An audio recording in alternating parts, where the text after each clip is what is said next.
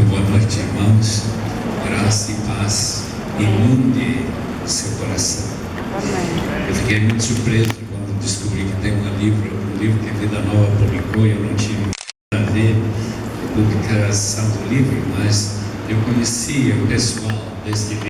É um estudo chamado Através dos Portais do Esplendor, em que os meus amigos pessoais foi morto pelos índios Aucas, a história é muito conhecida.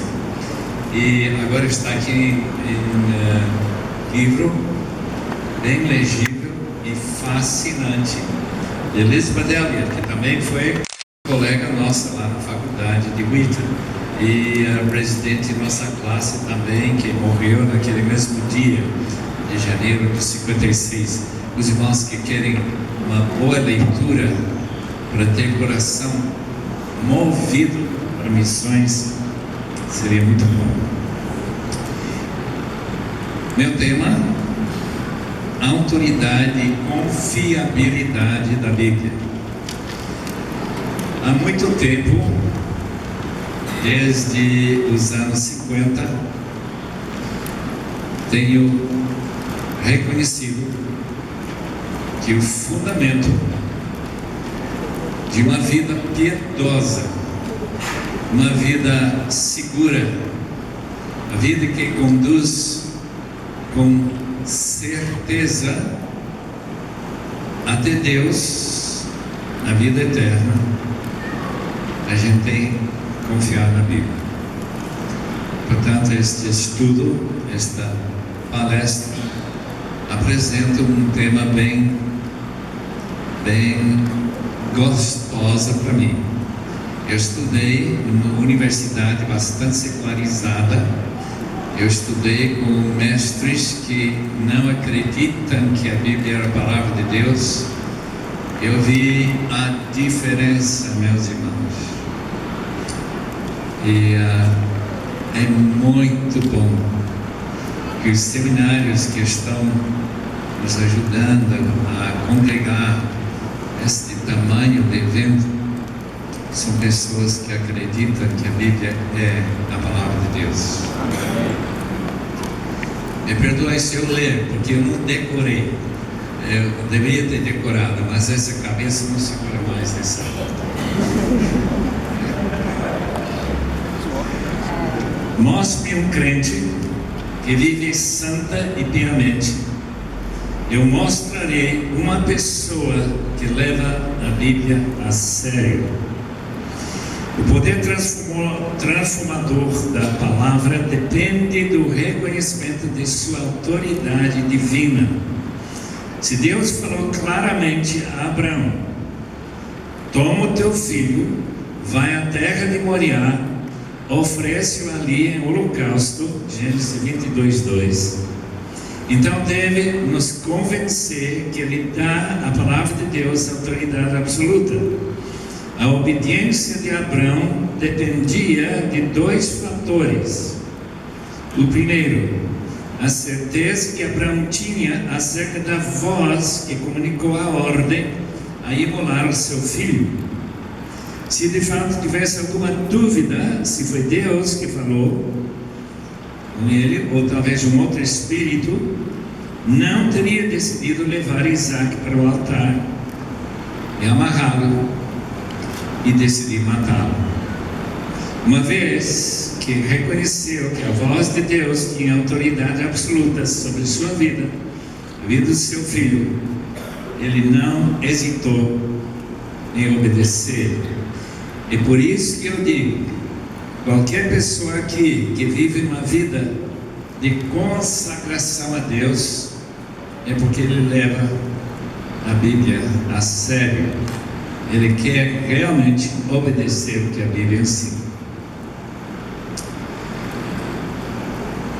O que mais importou na reforma, e todos nós estamos aqui por causa da reforma do século XVI, foi a autoridade final e absoluta da Bíblia.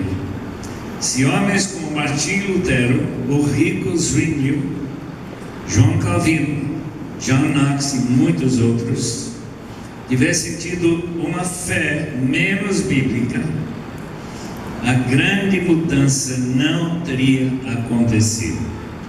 Lutero fez sua declaração famosa em Worms, Alemanha, em 1522, diante de autoridades eclesiásticas, governamentais, inclusive Carlos V, e lá na mesa seus escritos, panfletos, e a ordem foi que ele retrocede e cancelasse, jogasse fora e parasse de escrever. Senão, ele sabia que ele seria morto. E foi a graça de Deus que Lutero não morreu naquela segunda noite, porque ele passou uma noite para pensar e orar antes de ele ser morto. Sua defesa foi simples: se ninguém for capaz de me mostrar o erro de meus ensinamentos baseados na Bíblia, não posso retrair. Foi na Bíblia que se firmou, munido de uma convicção inabalável, declarou que não poderia agir de uma outra maneira e manter sua consciência pura. Claro que ele podia negar, mas lá sua consciência seria ferida. Os puritanos que seguiram os reformadores continentais reivindicaram as Escrituras como autoridade final para qualquer crença religiosa. A regra de acordo com a qual a consciência deve proceder é o que tem sido revelado nas Sagradas Escrituras, afirmou Cotton Mather, que orou 490 dias para Deus mandar o primeiro despertamento na Nova Inglaterra. Há 270 anos passados, chegou como o muito apreciado Thomas Watson escreveu: pense em cada linha que lê que Deus está falando com você. Em muitas igrejas atuais não se prega a palavra, de acordo com o pastor Walter Brunelli, lá de São Paulo, mas opiniões humanas. John Lightfoot observou: a glória e a segura amiga de uma igreja é ser edificada sobre as Sagradas Escrituras. Não devemos ficar imunes ao perigo que ameaça as igrejas evangélicas do século XXI. Sutilmente, elas se acercam à Igreja Católica Romana medieval, apelando para as massas se sujeitarem aos pronunciamentos e promessas dos pastores, bispos e, entre aspas, apóstolos, sem exigir que eles fundamentem suas posições e declarações nas Sagradas Letras. Muitos pregadores não creem mais no pronunciamento de Lutero. A palavra é a única marca perpétua e infalível da igreja. O professor Bruce Shelley foi colega que eu ensinei durante um ano no seminário de Denver.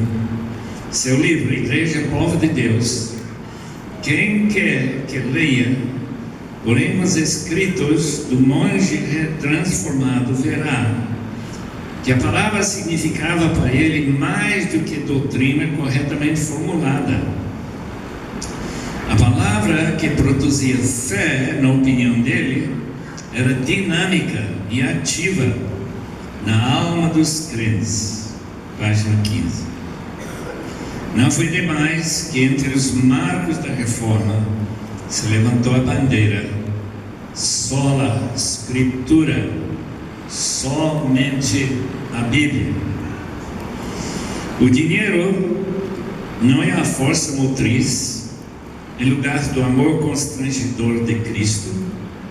As indulgências vendidas nas praças com declarações arrojadas, como a de Tetzel, que provocou Lutero, que disse: antes da moeda bater no fundo da caixa, a alma teria voado do purgatório.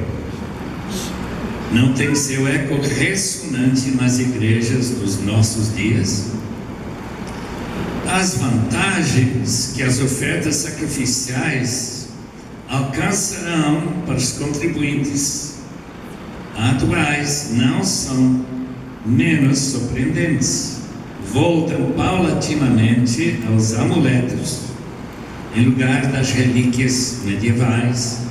Hoje, frascos de azeite de unção, água do Rio Jordão e outros meios duvidosos supostamente fortalecem as orações em favor de curas, empregos, retornos de maridos, libertação de filhos das garras das drogas, além de outros benefícios legítimos.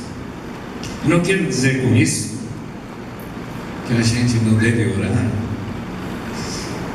A dificuldade é em que se baseia a fé de que Deus vai agir e responder a sua oração.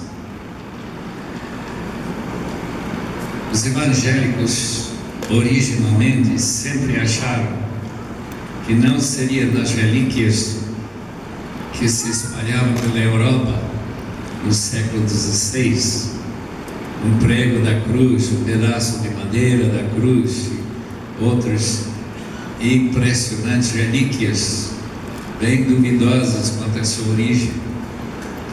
Não, irmãos, é nas promessas de Deus em que nós colocamos a nossa fé quando nós pedimos alguma resposta da parte de Deus. Os líderes são honrados com títulos de honra, tais como bispo, reverendo, apóstolo, etc., que atribuem autoridade cada vez mais comparável à autoridade do Senhor Jesus Cristo. Essas práticas e afirmações inevitavelmente diminuem a autoridade e confiabilidade das Escrituras, afastando os membros das igrejas da qualidade de vida espiritual idealizada nas Escrituras. A Bíblia é perfeita, o pastor é falho e um pecador. Não é recomendável confundir a autoridade dele com a autoridade absoluta das Escrituras. A inspiração divina de toda a Bíblia, de Gênesis até o Apocalipse, significa que Deus tem falado clara e infalivelmente no livro. O que Ele manda, uma vez corretamente entendido, não pode ser desobedecido sem incorrer no pecado de altivez e rebelião. Obedecer é melhor do que o sacrificar, e o atender melhor do que a gordura de carneiros, porque a rebelião é como o pecado de feitiçaria, e a obstinação é como idolatria, disse a palavra de Deus, 1 Samuel 15, 22, 23. Todo pecado é uma revolta egoísta contra a autoridade de Deus ou contra o bem-estar de nosso próximo. Assim diz John Stott, do cristão contemporâneo.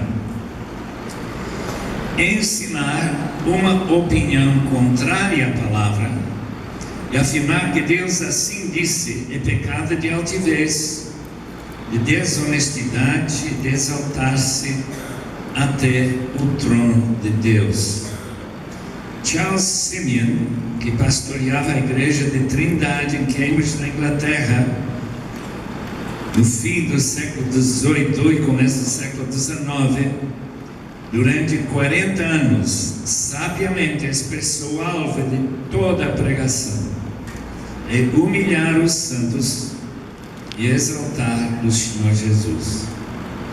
Disse ele: minha tarefa é extrair das Escrituras o que está ali e não lançar dentro dela o que eu penso talvez esteja ali. Eu tenho muitos ciúmes neste ponto.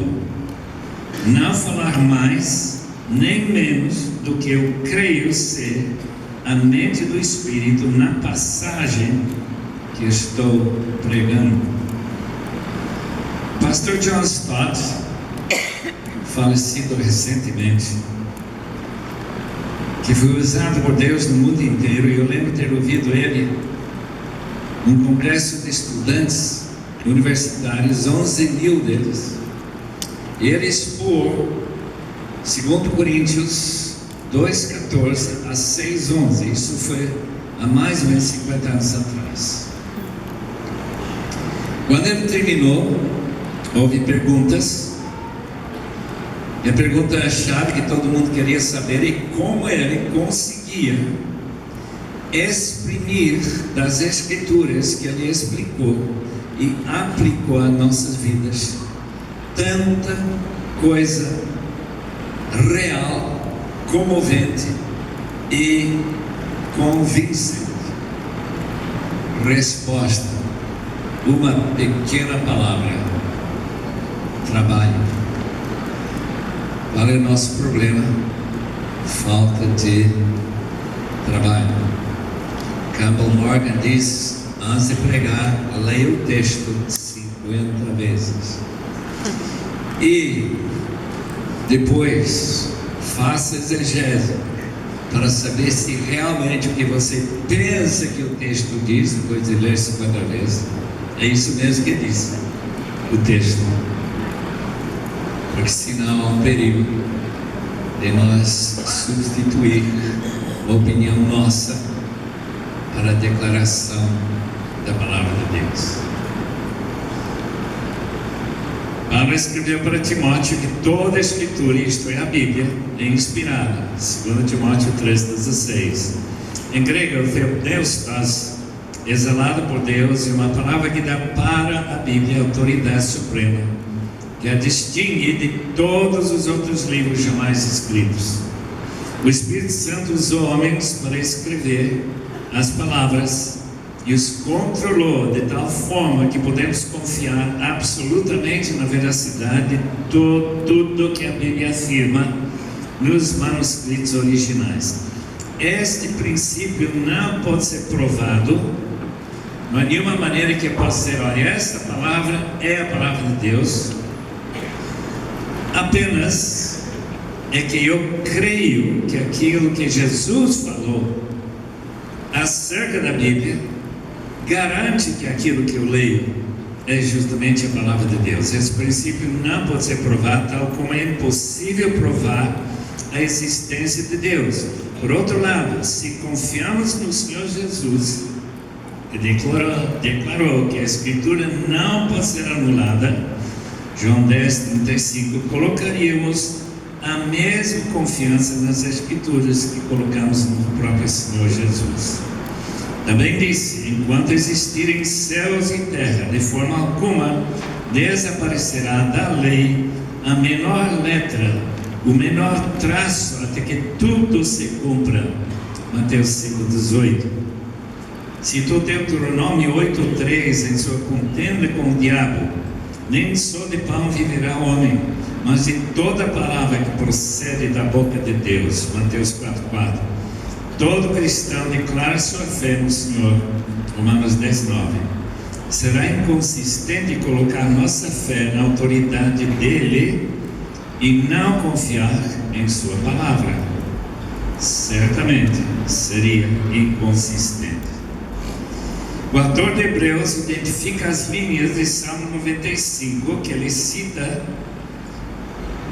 em Hebreus 3, com a palavra viva do Espírito Santo.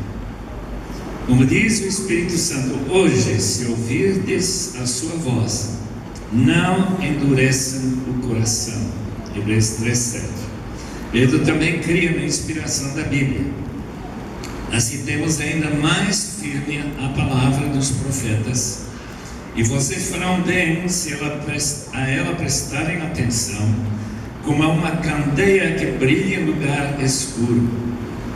Antes de mais nada, sabe que nenhuma profecia da Escritura provém de interpretação pessoal, pois jamais a profecia teve a origem na vontade humana.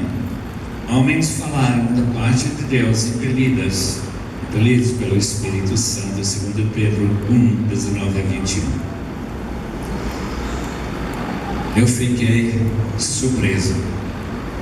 Frederick C. Grant, um erudito liberal do século passado, que não era evangélico de forma alguma, nem abraçava a plena autoridade das Escrituras, mas tinha a honestidade de fazer a seguinte declaração: escutem bem, no Novo Testamento é assumido que a Escritura é confiável, infalível e inerrante.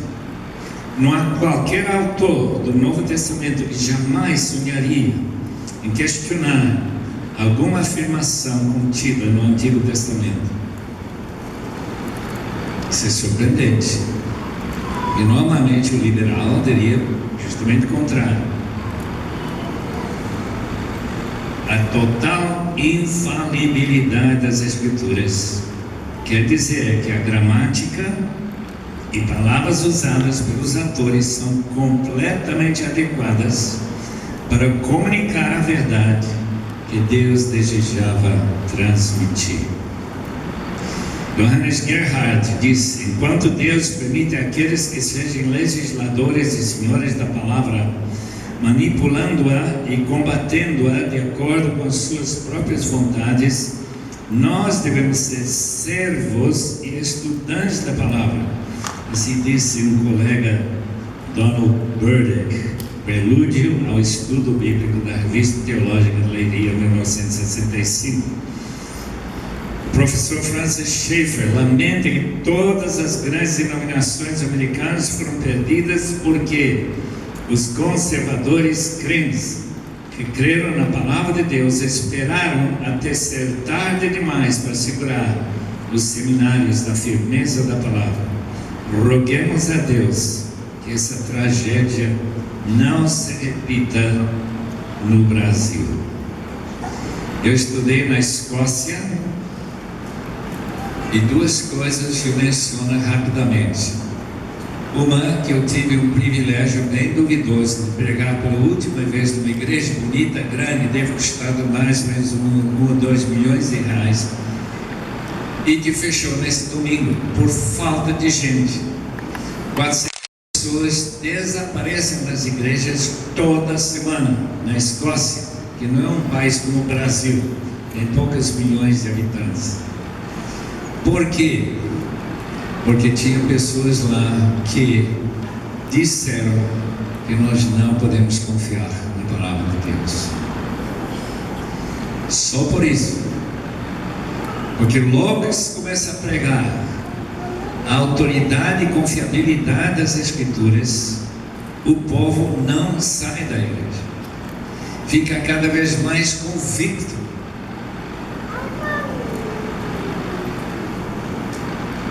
Aceitar a autoridade das Escrituras implica na compreensão correta do conteúdo do ensinamento do autor da Bíblia. Jesus encerrou o Sermão do Monte com estas palavras: portanto, quem ouve estas minhas palavras e as pratica é como um homem prudente que construiu a sua casa sobre a rocha. As tempestades da chuva, vento e rios que deram contra aquela casa não a derrubaram. Mateus 7, 24, 25.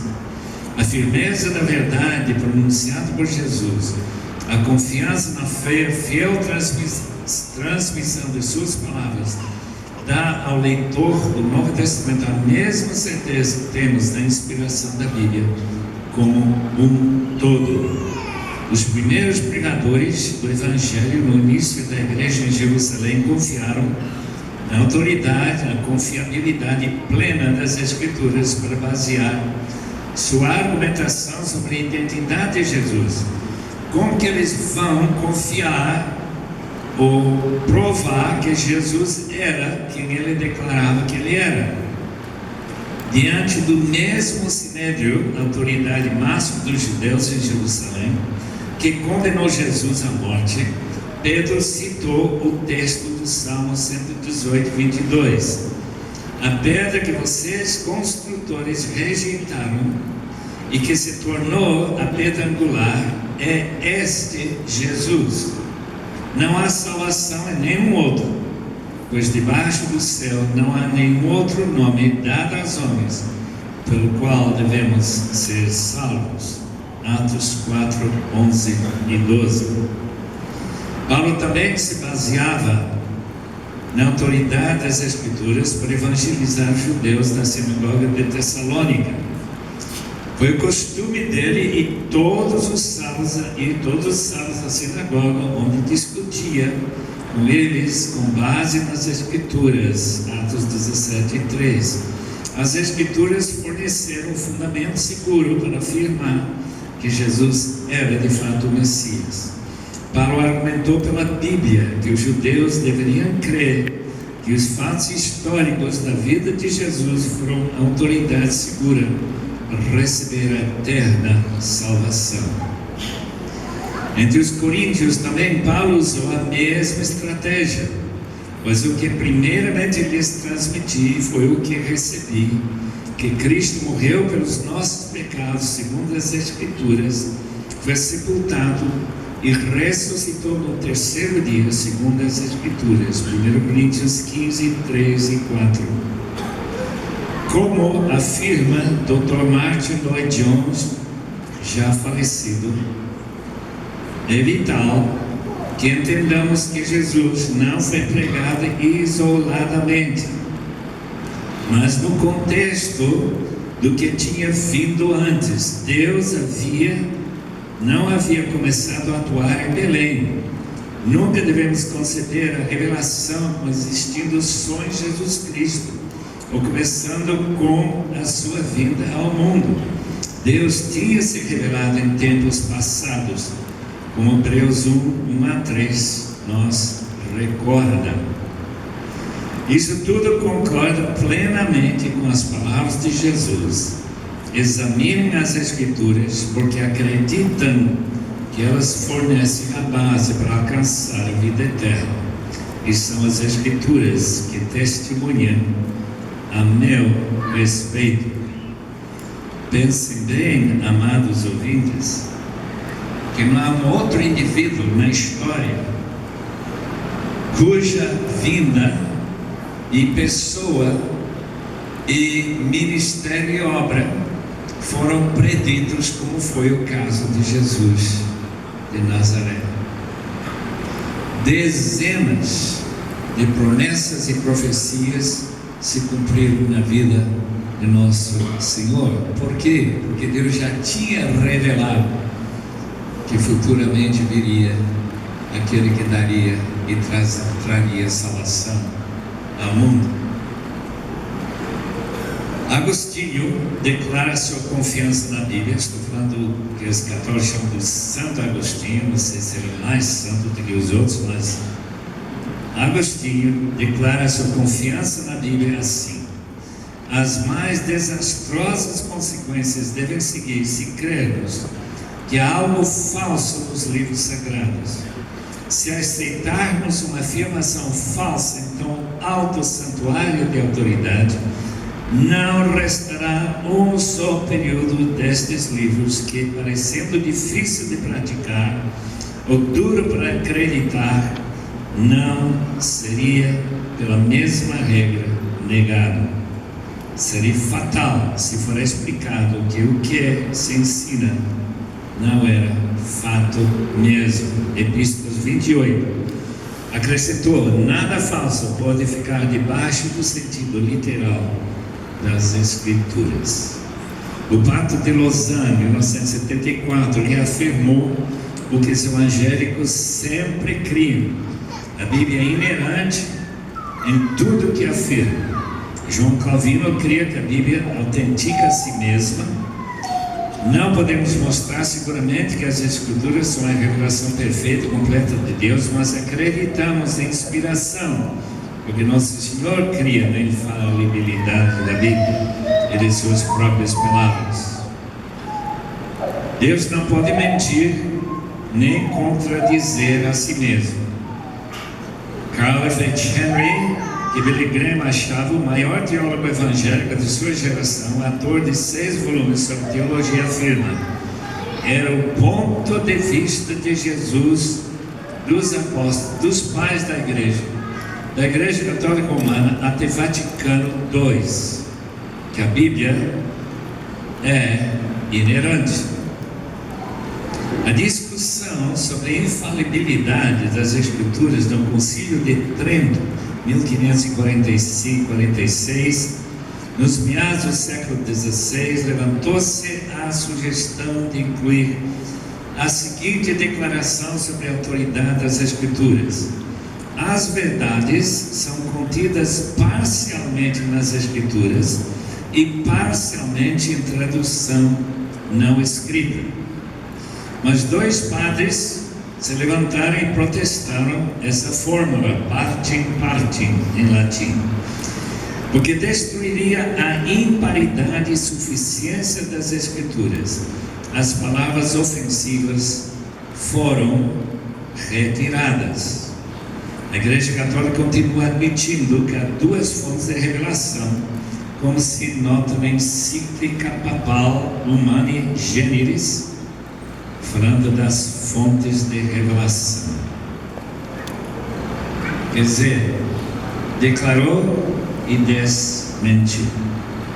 As confissões evangélicas, em contraposição, afirmam que a Bíblia é a última regra de fé e prática. Portanto, não aceitamos qualquer outro juiz, senão o próprio Cristo, que proclama mediante as Escrituras Sagradas aquilo que é verdadeiro, aquilo que é falso, aquilo que deve ser seguido ou aquilo que deve ser evitado. Capítulo 2 da Segunda Confissão Helvética, 1566. As outras confissões, como a de Genebra, 1526, francesa, 1559, a Bélgica, 1561, mantiveram a mesma posição. Os líderes da Reforma, movimento protestante, fincaram sua fé na plena autoridade das Escrituras, sabendo que qualquer outra posição, mais cedo ou mais tarde, permitiria que as doutrinas e as práticas evangélicas sejam minadas e finalmente destruídas. Nos últimos 150 anos, a rejeição da autoridade da Bíblia tem crescido assustadoramente. Questiona-se em particular os fatos históricos, eventos e personagens que aparecem nas Escrituras como reais e históricos, não mais são considerados dignos de crédito. A chamada alta crítica analisa os textos e pronuncia opinião baseada em pressuposições naturalistas ou racionalistas. Conclui que os eventos narrados na Bíblia foram inventados pelos autores bíblicos. Declara que o que importa não é a historicidade dos eventos, mas a mensagem que a história comunica. Nós tivemos Rudolf Bultmann vir para falar para nós em Edimburgo, e nós tivemos a oportunidade de fazer perguntas para ele. Então perguntamos se ele cria na ressurreição de Cristo. Lembra-se que Paulo diz que quem não crê não pode ser crente. Ele diz: claro que eu creio. Depois colocamos a pergunta de novo: o senhor crê que o corpo de Jesus morto saiu vivo andando daquele túmulo de José de Arimateia? Ah, não, eu não creio isso. Essa ideia surgiu na cabeça dos apóstolos, os escritores da Bíblia. Em outras palavras, exatamente o que diz aqui, que eles inventaram a ideia que Jesus ressuscitou. Só que é muito complicado explicar como que eles estavam prontos a morrer por essa declaração. Em vez de dizer: olha, de fato nós inventamos essa ideia. Jonas, entre os profetas menores, serve como um bom exemplo. Segundo os que se eleva como maiores autoridades que as próprias Escrituras declaram acerca de Jonas, não Jonas Madureira, por acaso. ele não foi literalmente engolido por um grande peixe preparado por Deus. Mas a história fictícia deve ser interpretada como história e não como história, isto é, relatando eventos reais e históricos. O livro bíblico foi escrito pelo autor para ensinar a importante lição que vale a pena obedecer a Deus e reconhecer a sua aceitação de povos inimigos, os ninivitas. Em vez de pensar que é possível fugir dele, Jonas mostra a futilidade de tentar agir contrário ao seu mandato. Interessante, né? A autoridade da Bíblia depende da autenticidade de todos os textos e narrativas que reivindicam ser históricas, porque não existe alguma maneira de separar a verdade da ficção sem ultrapassar a autoridade humana de decidir o que a Bíblia faria ou não. Se a razão humana tem capacidade de decidir o que é certo e o que é errado, entre fatos e mentiras que ocorreram milhares de anos atrás, é impossível saber quais são os limites desta razão. Será que se a razão prepotente do homem alcança a habilidade de discernir o que é verdade, literalmente o que não é, porque tal homem precisa da Bíblia? Talvez seja capaz de inventar sua própria religião e salvar a si mesmo. Há uma outra maneira de encarar a Bíblia e minimizar a sua autoridade. Essa posição ficou popular no auge da neo-ortodoxia. O professor Karl Barth rejeitava a veracidade literal de partes da Bíblia, mas ficou convencido que ela tem poder para falar, entre aspas, para as necessidades do homem. A dialética, a palavra dele, cristocêntrica, acha que a Bíblia é o lugar onde Deus nos fala, embora não identifique a Bíblia com a palavra de Deus. Karl Barth afirmou a posição que a Bíblia contém a palavra de Deus, sem ela mesma ser a palavra literal dela. E disse Martin Lloyd Jones: quando alguma coisa da Bíblia fala a tua condição, isso é a palavra de Deus. Mas quando tal não acontece, não é mais a palavra de Deus. Essa é a posição neo-ortodoxa. Mas o homem continua sendo quem decide num julgamento puramente subjetivo.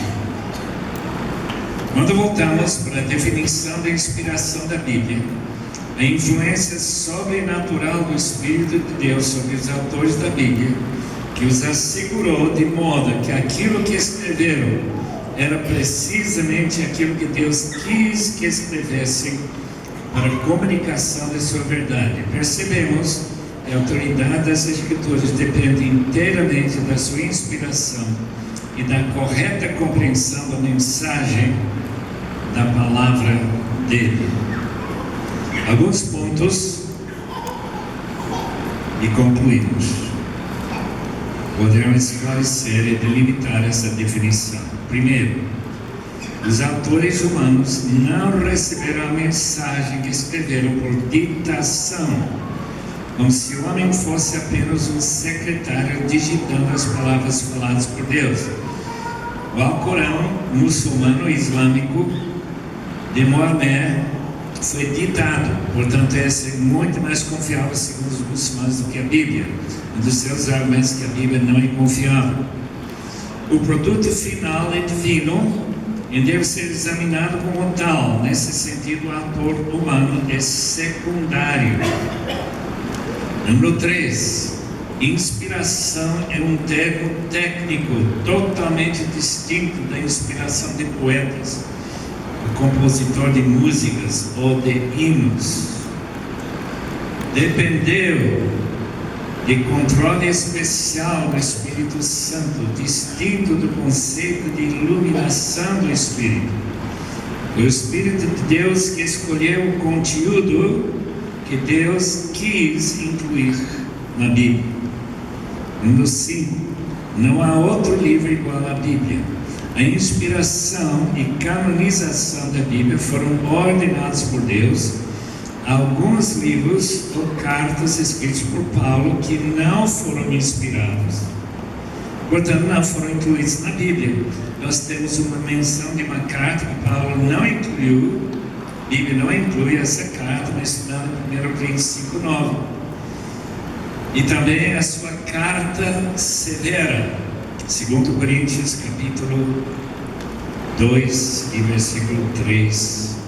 Lucas 1:1-4, porque Lucas examina outras fontes, mas foi ele que escreveu o evangelho inspirado chamado Lucas. Inspiração é plena, total, completa e verbal. Deve-se aplicar o conceito à expressão humana de palavras que os autores humanos usaram sob o controle do Espírito Santo. Número 7. A inspiração das Escrituras não nos autoriza a separar as palavras do seu contexto. As ideias e conceitos devem ser entendidos dentro do contexto do livro onde elas se encontram. Somente assim alcançaremos a intenção do autor, que já faz parte da hermenêutica.